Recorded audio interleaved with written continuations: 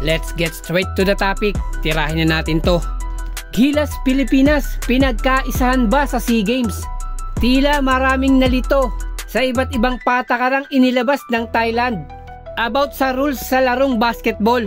Kung dati pwede yung mga passport holder at mga naturalized player, biglang kambyot bawi sa nalalapit na opening ng SEA Games.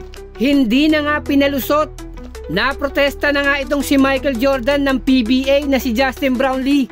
Big man na kumarga sa atin sa Asian Game na si Ange Kwame.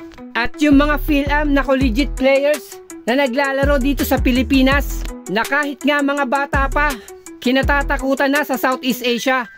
Kaya itong Gilas Pilipinas, bagsak sa Plan B. Vintage All Filipino, kanilang ibabandera. Bulag pipi at bingi naman, kupunan ng Malaysia. Ganon din ng Indonesia.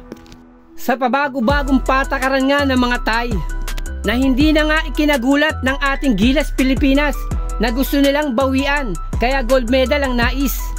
Sa kabila nga ng pagmamanipula sa mga rules, tila alanganin ng ating Gilas Pilipinas, pero hindi pa sisiil. Dugong Pilipino, nananalaytay sa ating mga ugat. Kahit ano pang gyera, handa ang Gilas Pilipinas makipaglaban.